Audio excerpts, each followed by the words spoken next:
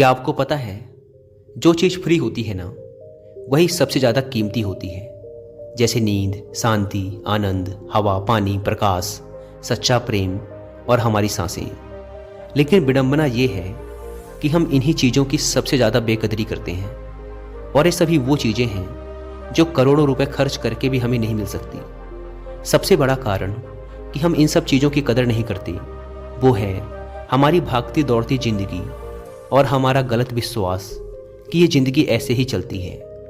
हम सभी अपनी जिंदगी में अलग अलग रोल और ड्यूटी निभाते हैं। हो सकता है आप किसी के बेटे हों या बेटी हों, किसी के माता या पिता हों, या फिर किसी के पति या पत्नी हों। लेकिन क्या कभी आपको ऐसा लगा है कि आप अपनी ड्यूटी पूरी करते करते थक चुके हैं, आपके पास अपने लिए समय ही नहीं है? क्या आपको कभी ऐसा लगा है कि आपकी खुद की कोई लाइफ ही नहीं है और आप बस अपनी ड्यूटी पूरी करते जा रहे हैं? असल में हम जिस भागती दौड़ती दुनिया में जी रहे हैं, उसी के कारण हमें ऐसा महसूस होता है जैसे कि हमारी कोई अपनी पर्सनल लाइफ है ही नहीं, जैसे इस दुनिया में हम एकदम अकेले हैं। आज की इस भाग दौड़ भरी जिंदगी में हमें हर एक चीज चाहिए और तुरंत चाहिए। आज किसी के पास इतना समय नहीं है कि वह कुछ पल निकाल कर अपनी जिंदगी के बारे में सोचे। लेकिन इसका भी एक समाधान है जो कि आपको इस वीडियो में मिलेगा। इस वीडियो में आपको सुकून, हिम्मत और नॉलेज के बारे में सीखने को मिलेगा। तो आइए शुरू करते हैं एक कहानी के माध्यम से। एक बार एक दुखी और परेशान व्यक्ति एक बौद्ध भिक्षु के पास जाता है और उनसे कहता है, मुनिवर, मैं बहुत दुखी हूँ, कृपया मुझे मेरे दुखों को दूर करने का कोई तरीका बताएं। बौद्ध भिक्षु ने व्यक्ति से पूछा, तुम्हें क्या लगता है, तुम्हारे दुखों और परेशानियों के लिए कौन जिम्मेदार है? व्यक्ति ने कहा, ये दुनिया, ये समाज, ये लोग, मेरा परिवार और मेरी परिस्थितियां। व्यक्ति से यह उत्तर सुन बौद्ध भिक्षु मुस्कुराए और बोले, जब तुम उदास होते हो या खुश होते हो तो तुम्हें क्या लगता है कि क्या यह दुनिया तुम्हारी उदासी और खुशी के लिए जिम्मेदार है? अगर तुम ऐसा सोचते हो तो यह बिल्कुल गलत सोच रहे हो। असल में यह तुम्हारे ऊपर निर्भर करता है कि तुम दुनिया को किस नज़र से देखते हो। दुनिया ने हमें गरीबी या दुख या खुशियां नहीं दी हैं, बल्कि इस दुनिया से जो जानकारी हम लेते हैं उसी से हमारी मानसिक अवस्था निर्धारित होती है कि हम कैसा महसूस करेंगे। असल में इंसानी दिमाग बना ही ऐसा है कि इसमें नकारात्मक विचार पहले आता है। यानी कि इंसान का स्वभाव ही ऐसा होता है कि वह सकारात्मक से पहले नकारात्मक बातें ज़्यादा सोचता है। सच बात तो यह है कि हमें अपने जीवन में खुशी के पल ढूंढने पड़ते हैं। हमें खुद को ऐसा तैयार करना पड़ेगा कि हम हर पल, हर स्थिति में खुश रह सकें, क्योंकि खुशी किसी मौके की मोहताज नहीं है। यह तुम पर निर्भर करता है कि तुम खुश रहना चाहते हो या दुखी। गौतम बुद्ध की एक बहुत ही प्रसिद्ध कहावत है, आप जो देखते हैं वह दिखाता है कि आप कौन हैं। यानी कि हमारा नजरिया हमारे व्यक्तित्व और हमारी सोच पर निर्भर करता है। जैसे अगर हम नकारात्मक हैं तो दुनिया में हर चीज हमें नकारात्मक लगेगी, और अगर हम सकारात्मक हैं तो हम हर चीज को सकारात्मक नजर से देखेंगे।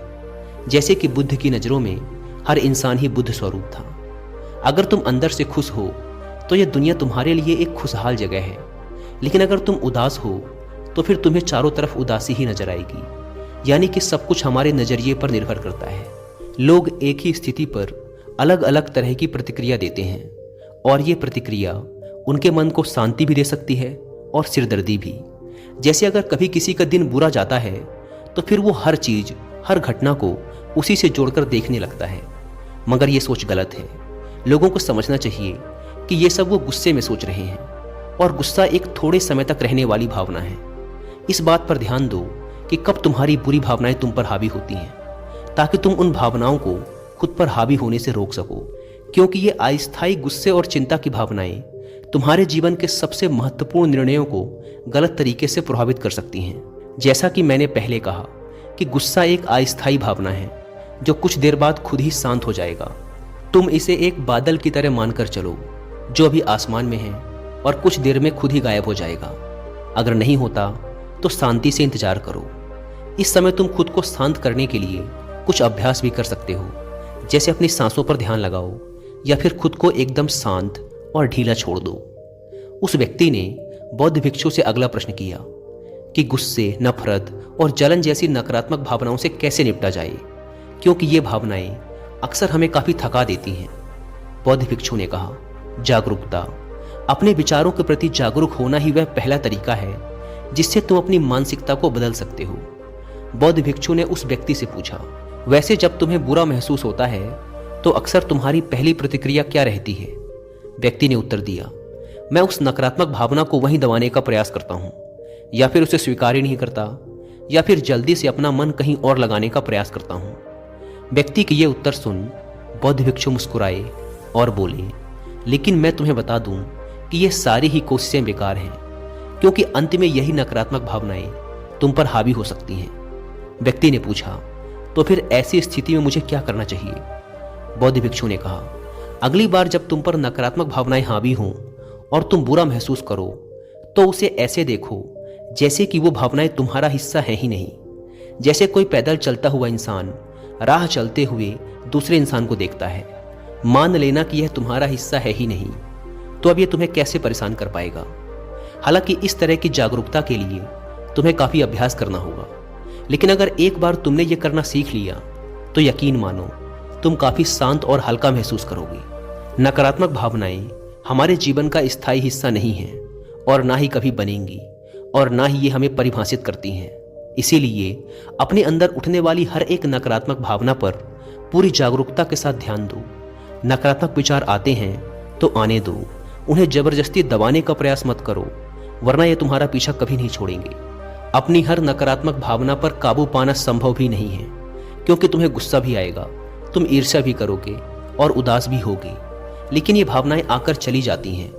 उसके बाद तुम फिर से खुश और शांत महसूस करोगे और तुम्हें उसी पल का इंतजार करना है।